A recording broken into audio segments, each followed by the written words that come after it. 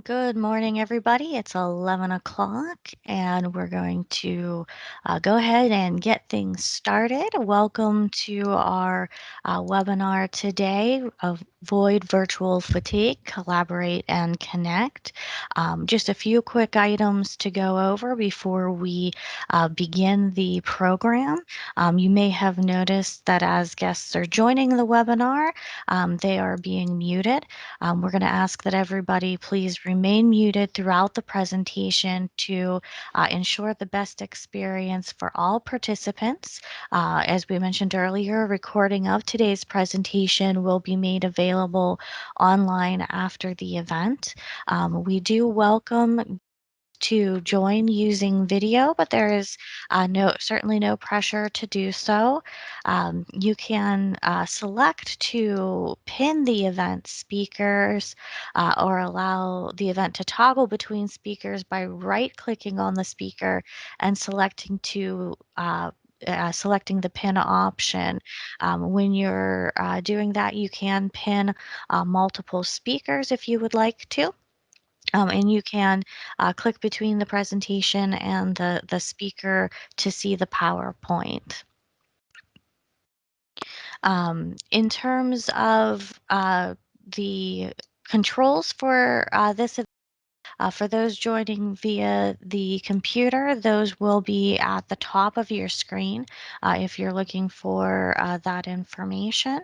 And we do welcome that participants use the chat feature to comment on the presentation, post questions for the Q&A, and grab links to some of the resources that we're putting out for today's event. Captioning will be available. There'll be a link posted in the chat. I'll be reposting that shortly. And I'm going to go ahead and kick it over to Christy to get us started. Thanks so much, Sherry. I am so excited about today's webinar. Avoiding virtual fatigue, collaborate and connect, certainly something that's been on my mind. My name's Christy Troutman, and I am Executive Director of FISA Foundation. FISA's mission is to improve the lives of women, girls, and people with disabilities throughout Southwestern Pennsylvania. And this series is this webinar is part of a series that we are co-sponsoring with the Heinz Endowments. There's a regional initiative called Disability Inclusion and Access Moving Forward. We recognize that disability is a naturally occurring part of human diversity, that in the United States, about 1 in 5 people, 1 in 4 adults has a disability. And so we want to help nonprofit organizations to really welcome the people with disabilities that they're already serving and hoping to serve better, particularly as we switch to a virtual platform. And so today's webinar, produced by the fabulous vendor consulting team, will help us to really understand how do we keep this level of virtual engagement alive, interesting, how do we feel like humans meeting together, and at the same time to make sure that our communications are accessible and inclusive. So great turnout for today and super excited about that. You will be able to, following this webinar, find the recording of it as well as the recordings of all of our previous webinars at disabilityinclusionpgh.org. There's also plenty of other fabulous resources from our launch event and links to other resources on how to improve accessibility and inclusion at your organization. So with that, I'm going to turn the program over to Scott Hammerstrom, who is the project manager for Bender Leadership Academy and workplace mentoring project manager for Bender Consulting, who will be our moderator for today. Scott? Yes. Well, thank you, Christy, and thank you again for hosting this event and inviting us to talk about this very important topic of virtual fatigue today. It's been since several months, since March, since COVID, sent the majority of the workforce home, and who knows how long this will last. And as the world continues to adapt to changes, we need to continue to innovate, to do our best for those we serve, and virtual fatigue affects everybody.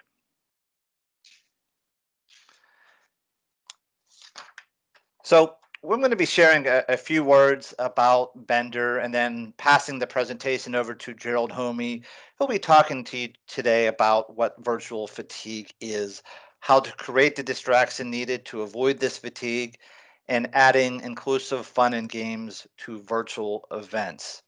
Um, but I want to get into, with Bender Consulting, what we do. So our mission is to advance freedom through competitive employment, disability inclusion, and digital accessibility. We have supported disability inclusion initiatives and hiring for companies in the public and private sector.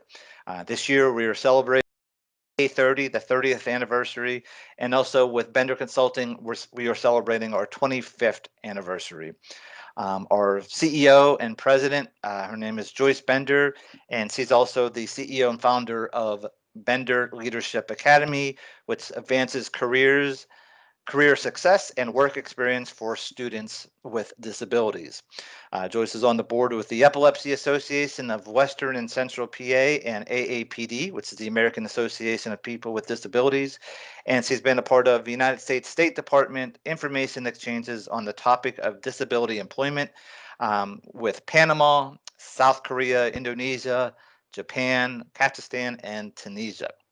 And she also hosts Disability Matters with Joyce Bender every Tuesday at 2 p.m. Um, so I am happy to be introducing um, Gerald Homey, our presenter today, and I've known Gerald for about 13 years, and I think we started on the first day. I think Gerald was in high school when he started.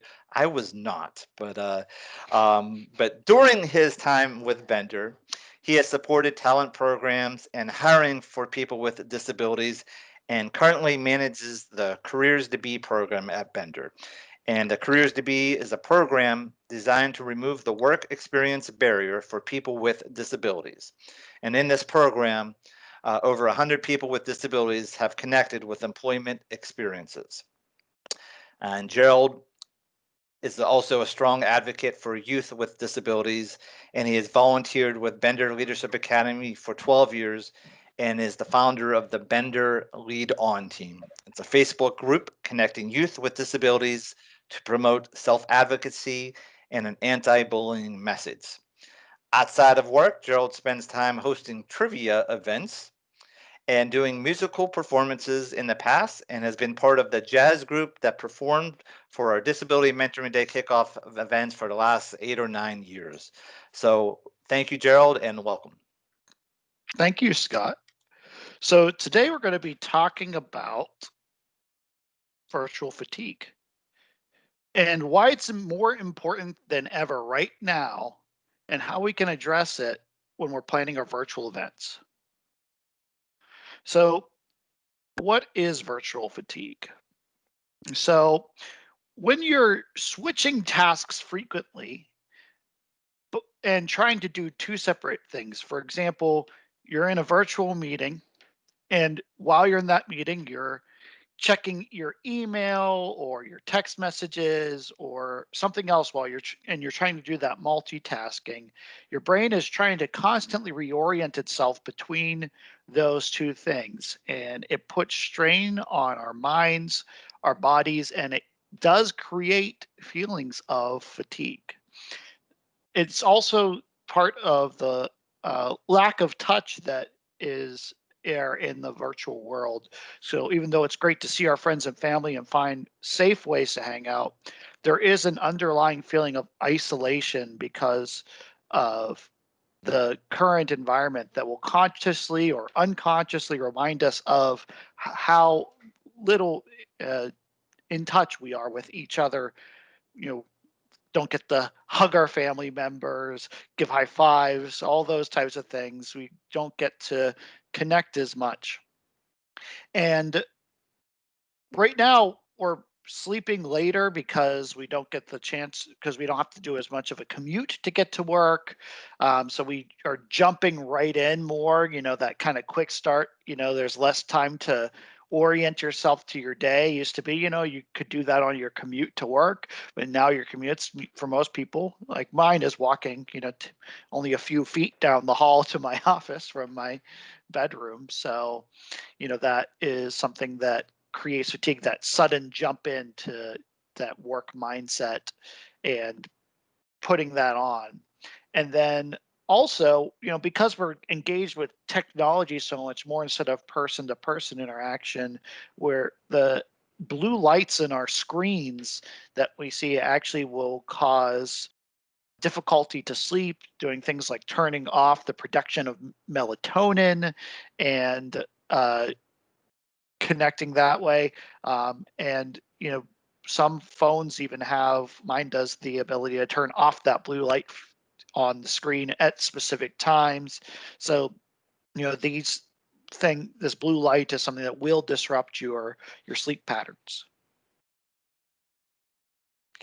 And it's so important to talk about this and address this right now in this virtual world that we're in, with the current pandemic, with uh, environmental concerns of fires and hurricanes and other things going on, the current state of the economy and the political and international climate.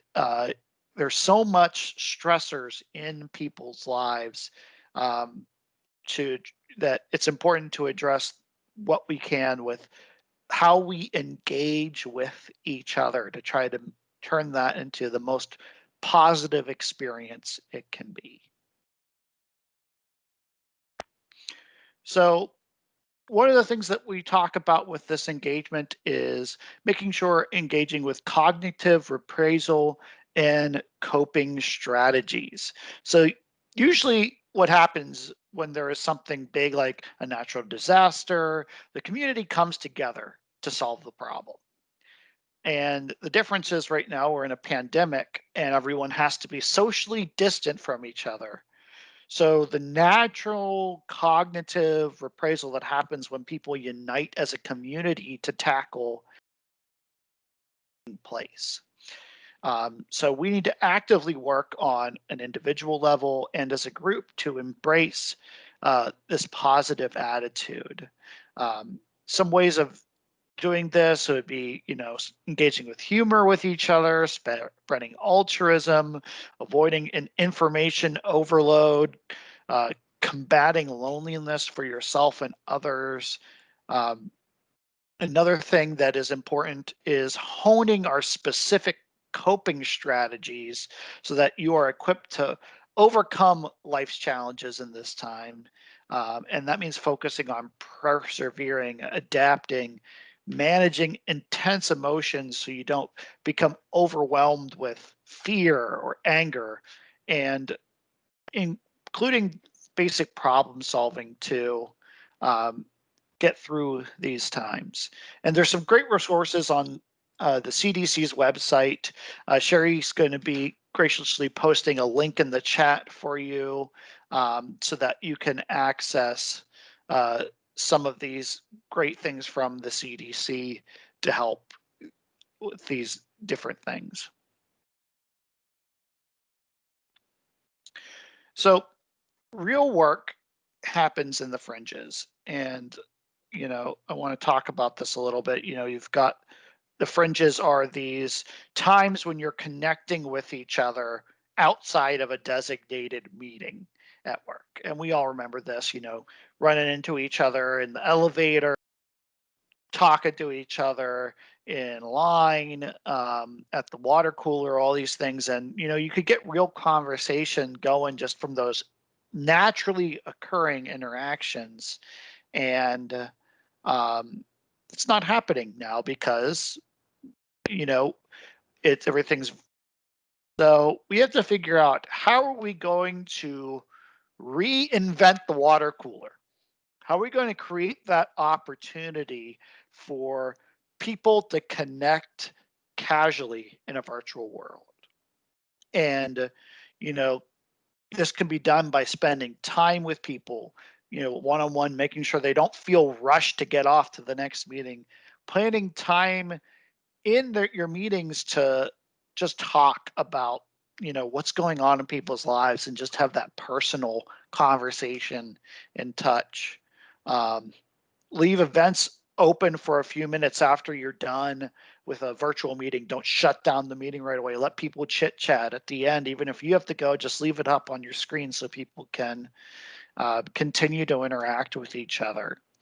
And you may want to consider sending event attendees thank you notes in the mail for participating in an event or something like that, for a personal note for something, to really create that deeper connection that we used to get just from casual interaction in our daily lives.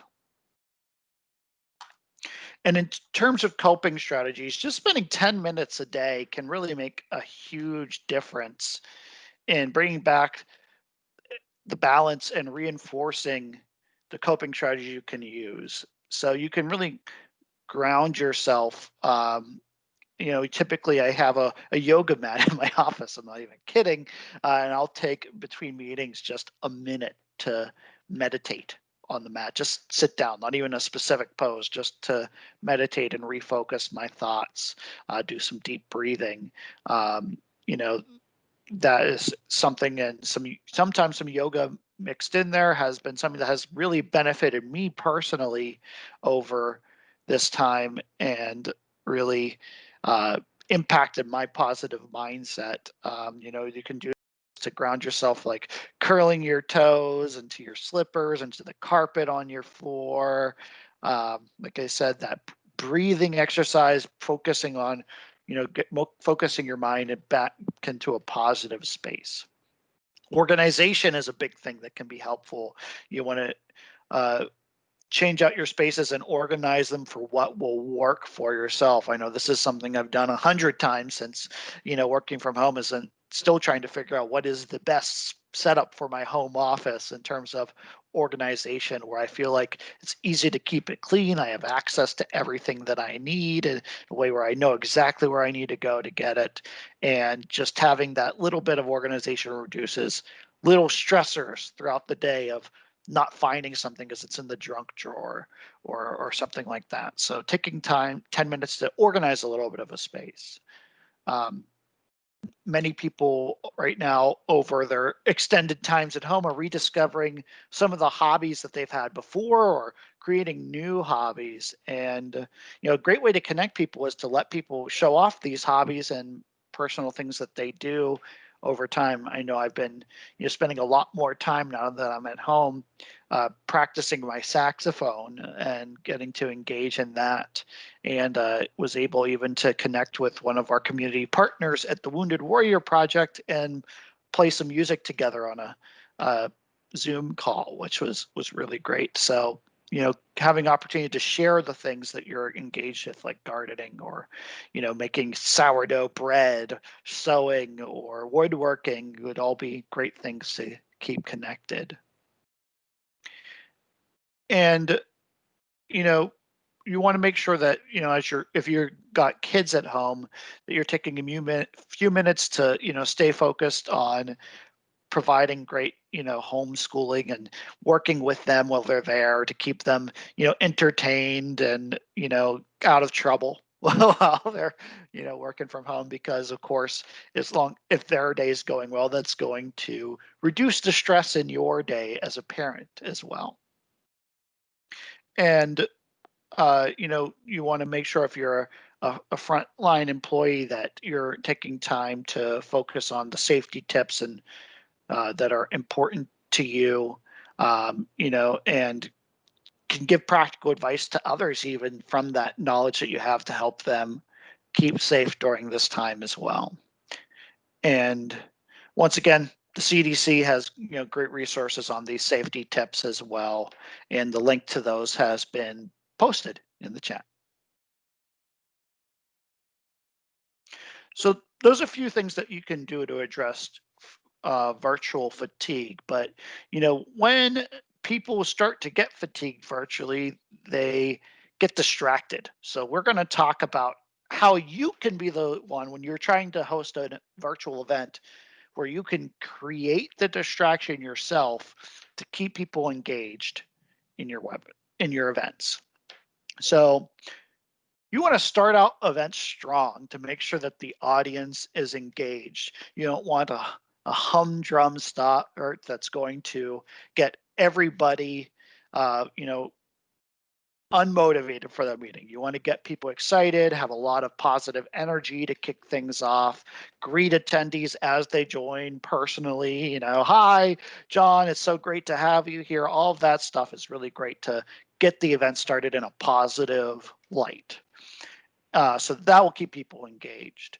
You want to diversify the methods that you use to engage with your attendees throughout it. So, for example, using the chat as well as the stuff you have on screen, maybe interjecting a video, things like that. For small events, you can just ask direct questions to attendees to get them involved. For larger events, you could have multiple presenters, switch things up so you get a focus on different voices, different video, and then, like I said, use chat to encourage large groups of people to participate in the event. And by the way, if you have questions today, please post them in the chat because we will be addressing them in the Q&A section. And the goal is to create an event that keeps participants from having the urge to open that other window, check their email, scroll through their social media, pick up their cell phone or another device. You want to create an event that is easy to keep people engaged. And this will result in people getting more energy from your events, being relaxed after participating instead of feeling further fatigued from the back-to-back virtual connections.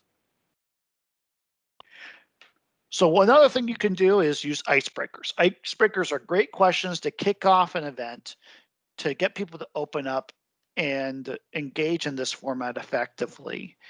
So here's a couple examples that we put together for kids and for adults in this event. So these will also all be made available in the takeaway that we put together for these events on the virtual world that we're putting together right now. But I want to engage the audience. I want you guys to put an answer to one of my questions, my icebreaker questions in the chat. So here's the icebreaker question for you guys. Please post your answer in the chat. Do you prefer pancakes or waffles? Very important question. Pancakes or waffles, which are better? We'll find out today. We'll have irrefutable evidence after this. So chatter and networking. We all know this in, real world meetings. There's always side conversations and chatter going on. This is one of these fringes that we talked about. And, you actually really want to encourage some of this in the conversation that's going on in virtual meetings in the chat. When you're engaging with each other, feel free to use emojis, connect, to express emotion, things like that. You really want to really engage with each other. And you could have somebody on team moderate the chat during the event to make sure things aren't going too haywire. You want to take use of the chat features that are built into your platform that you're using and allow attendees to utilize them and, organize that and give direction to help people really utilize that chat in an effective way. In Teams, you can use @ and then the name to call out and tag a specific person you want to really engage with as the chat to make sure they get notified and see it. So have a team member post to the chat to complement the presentation, like we've been doing today with Sherry posting links and engaging in the audience, asking general questions, things like that. So there's the distraction. It's built into the event. So when their focus gets split, it's directed to the area you want them engaged. Breakout rooms can be really great too. So especially if you have a long day of virtual meetings planned. So let's say you've got a whole ton of meetings and they're all related to some kind of virtual version of a typically live event that you would do. Setting up separate meetings for breakout rooms to to create to break up the monotony of being on one virtual call that can be really effective, and individuals can choose which rooms they might want to go into, or you could organize specific groups for people to go to based off their job roles and create these dynamic conversation rooms instead of just straight presentation material for these. So these can be really great. And, breakout rooms have the same accessibility concerns as a regular virtual event.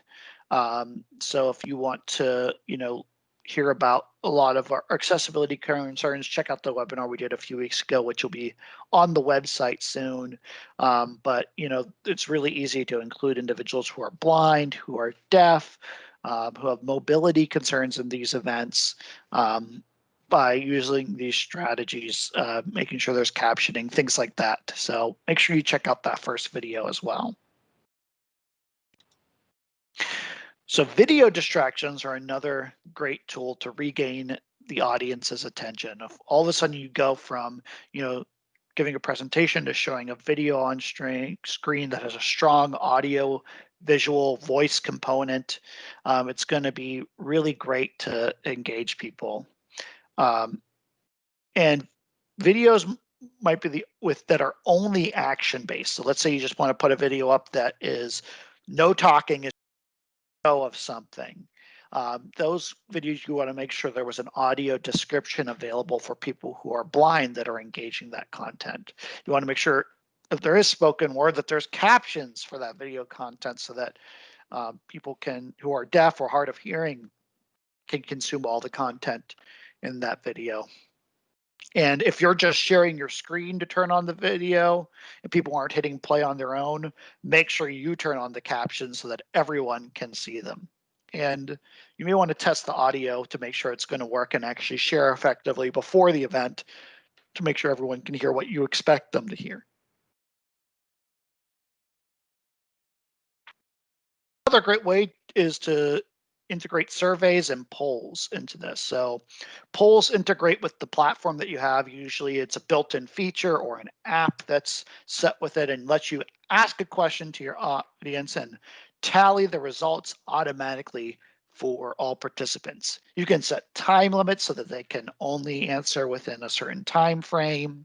Poly is one of the poll apps that we have used. It has a free component, and we have tested it for accessibility. So people who are blind when navigating the computer or have a motor impairment when navigate computer can navigate to it effectively. And polls can be used to completed anonymously. So if you want a question, but you don't want people to give their name out with the answer based off the question, it's a great way to do that. You can use it as a pop quiz on a presentation you're giving where you want to test if people are paying attention. And then also SurveyMonkey is generally accessible as well. And you can use that to create pre and post event surveys to engage with your audience as well. So we've talked about things you can do to create the distraction. And I want to spend some time talking about some inclusive activities you can do that are accessible, free, or low-cost solutions to engage with your workforce or your constituents in. You could do a team building activity, things like that. And these are ones that'll be inclusive of all people with disabilities. So word-based games or card-based story games are really great things. And generally they bring together people to solve a puzzle or tell a story. Could be something where, they're pretending they're defeating a monster, solving a mystery, taking a journey. They heavily rely on words and storytelling scenarios to work through it. And it can be a lot of interaction with each other and teamwork to work through it. So it will help fight against that feeling of isolation, give that human connection, and flex the problem solving mindset. And you can allow it to really build those teamwork skills. Code names is will fit this really well.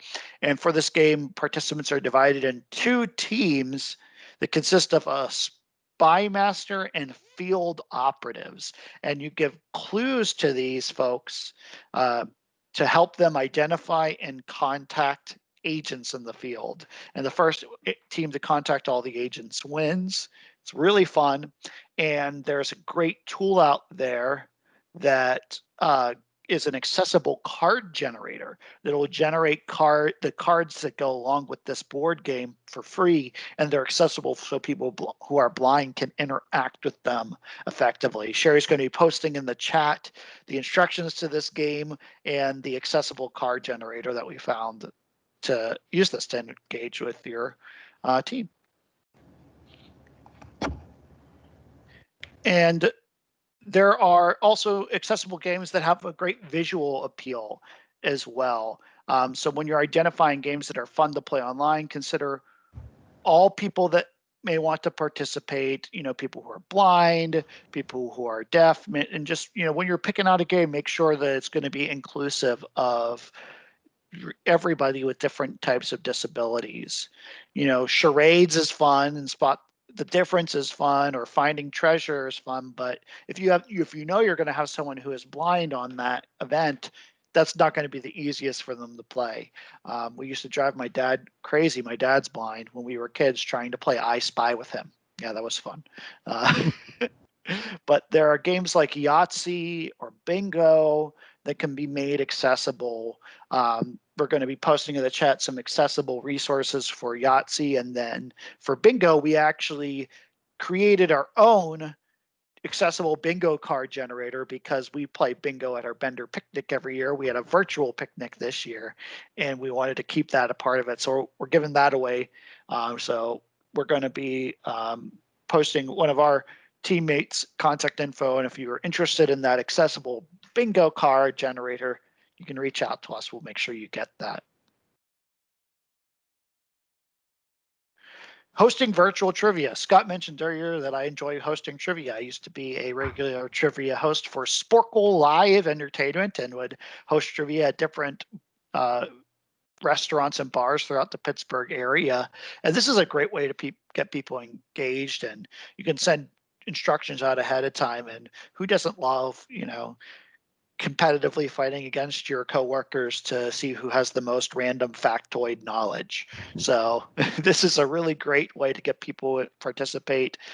People who are blind can participate. You can post the questions in the chat if you're not doing captioning to get people engaged from the side of who's deaf. You can give limited time to get your answers done, to keep it moving, include a wide variety of topics in it. This is a really great tool that's a lot of fun to utilize. So what are the top 5 big wins that we get out of this event today?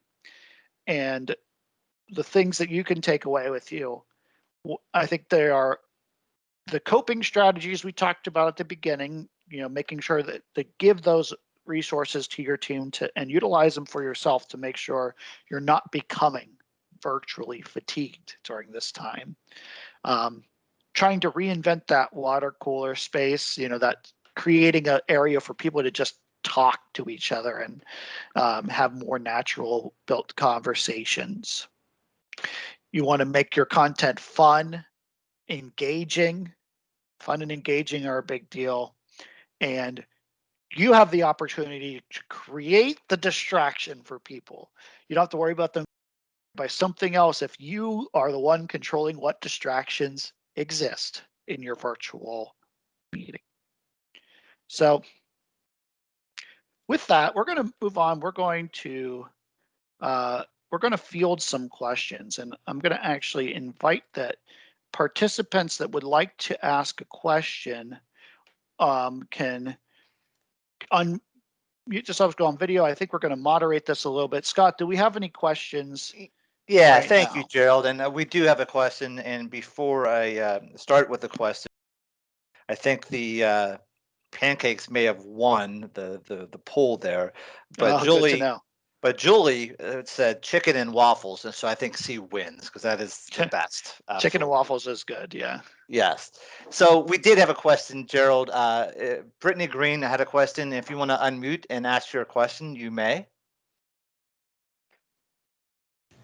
Hi, yeah. So you had said something earlier about breakout rooms and letting people sort of choose where, like what type of breakout room they go into. And I was wondering if you had any suggestions for how to coordinate that from the, like the tech side. And, there's always like that lag when you're trying to arrange people into breakout rooms anyways. And I was wondering if you had ideas for how to navigate that to make it less painful.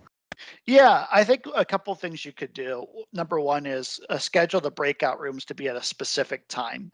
And then you can have the Zoom call or the Teams meeting set up on the calendar for the individual breakout rooms available. So that way, ahead of time, it's all set up. It's at a specific time during the day that you're going to move to it.